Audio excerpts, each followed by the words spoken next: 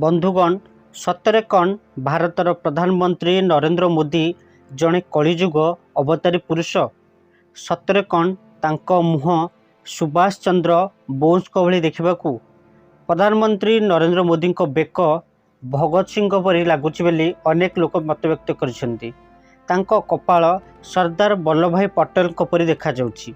तांको हाथ छत्रपति शिवाजी महाराज भली देखा जाउछि। एसबू आमे कहूनु दर्शक बंधु भारतर विभिन्न ज्योतिष विशारद माने एकथा कहउछन्ति। सद्गुरु रितेश्वर महाराज तांको कलिजुगर अवतारी पुरुष कहउछन्ति। बंधुगण कहीं नरेंद्र मोदी को एत सब कहुच्छी संपूर्ण विषयटी को आपण को कहवा पूर्वर आपण जदि जड़े राष्ट्रवादी चिंताधारा व्यक्ति एवं सनातन धर्म को भल पाउतले कमेंट रे जय श्री राम लिखि आम वीडियो जदि आपण को पसंद आसीबो दयाकरी टिके लाइक करी आम चैनल को टिके सब्सक्राइब कर दियंतु। बंधुगण नरेंद्र मोदी को जन्म मेहसाणा जिलार बड़नगर ठारे एक मध्यवित्त परिवार रे जन्म होइतिले। दामोदर दास मूलचंद मोदी और तांका पत्नी हीराबेन मोदी 6 संतान मध्य मोदी थिले तृतीय संतान। से छात्र अवस्थारू राष्ट्रीय स्वयंसेवक संघर जड़े सभ्य थिले। से गुजरात विश्वविद्यालय राजनीति रे स्नातकोत्तर डिग्री हासिल करछंती। युवा अवस्था से अखिल भारतीय विद्यार्थी परिषद रे जोग देई भ्रष्टाचार विरोधी नवनिर्माण आंदोलन रे भाग नैतिले। राष्ट्रीय स्वयंसेवक संघ एक सामाजिक सांस्कृतिक संगठन रे से जोग देई भारतर सामाजिक तथा सांस्कृतिक विकास धारा उपरे विशेष गुरुत्व प्रदान करथिले और निजको निस्वार्थपर सामाजिक दायित्व और जातीयताबोध कार्य रे नियोजित करथिले। आरएसएस रे कार्य करथुवा समय रे नरेंद्र मोदी विभिन्न घटना रे गुरुत्वपूर्ण भूमिका निर्वाह करथिले। तन्मध्यरु 1974 नवनिर्माण दुर्नीति विरुद्ध आंदोलन एवं दीर्घकालीन जरूरी परिस्थिति रे जेतेबेले भारतीय नागरिकों जीवन छंदी हो जाइतला सेतेबेले से गणतंत्र भावमूर्ति को बजाय रखिबा पई अप्राण उद्यम करी से आत्मगोपन होई केंद्र सरकार विरुद्ध आंदोलन जारी रखिथिले। 1985 मसीह से बीजेपी रे योगदान करी तांकर मुख्य राजनीतिक जीवन आरंभ कले। मात्र गोटे वर्ष मध्य से गुजरात यूनिट्र साधारण संपादक हो पारिथिले। 1990 रे केंद्र रे एक मेंटो सरकार गठन हैला किंतु किछि दिन भितर मेंटो सरकार भांगी जाइथिला। 1995 रे बीजेपी गुजरात रे निजर 2/3 संख्या गरिष्ठता हेतु क्षमता को आसला परे बीजेपी गुजरात रे शासन भार मोदी चलाई आछुंती। 1995 रु 98 मध्य मोदी राजनीति रे सफलता पाई जाइथिले। एही समय रे मोदी 2 गोटी गुरुत्वपूर्ण राष्ट्रीय स्तर रे दायित्व निर्वाह करथिले।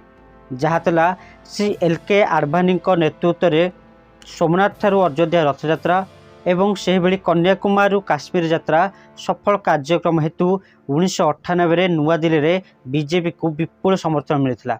एहा पछरे मोदीजींकर प्रच्छन्न अवदान रहिथिला। 1995 रे दलर राष्ट्रीय संपादक पद रे नियुक्ति हेले एवं 5टी राज्यर दायित्व रे रहिले। अक्टोबर 2001 रे तांको दल पक्षरु गुजरात नेतृत्व नेवा पई आह्वान करागला। सेतेबेले 2001 रे राज्य रे देखा देथिला बड़ भूमिकंप। मुख्यमंत्री पद ग्रहण करिबा परे बड़ समस्या थिला भूमिकंप। भूमिकंप रे भुज शहरटी प्राय ध्वंस विध्वस्त हो जाइथिला। सही समय रे मोदीजींकर विचक्षण बुद्धि फल रे लोकमानकु थयतान करा जाइथिला। 2002 परठारु 26 डिसेम्बर 2012 रे मोदी चतुर्थ थर पई मुख्यमंत्री होइतिले गुजरात रो। सबुठारु बड़ कथा हेउची केंद्र रे कांग्रेस थाई मध्य गुजरात रे केवल बीजेपी मोदीजी नेतृत्व रे जीति आसुथिला। तार कारण थिला गुजरात मॉडल। मोदीजी मुख्यमंत्री हेबा समय रे गुजरात विकास सर्वोपरि होई पारिथिला।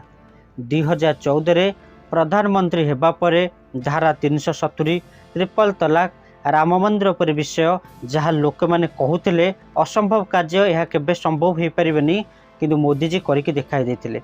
जड़े सच्च नेतृत्व पाखरे ही संभव हो पारिबो लोक मैंने जानि पारिले। से नेतृत्व केवल नरेंद्र मोदी पाखरे ही थिला। विरोधी रोजगार इत्यादि कथा कही मोदीजी को सब बेले टार्गेट करुछन्ती। हेले कांग्रेस समय रे केउ नियुक्ति बाहर थिला आपण माने भल भाबरे जानछन्ती।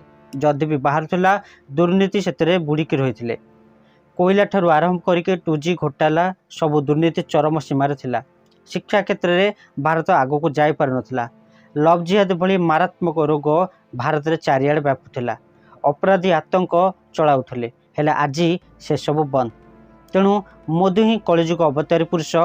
आमे भगवान को संबोधन करनु हेले जनक नेतृत्व आज विश्व चलुची ताहा ही कहूचु जे मोदी होउछंती कलिजुग अवतारी पुरुष।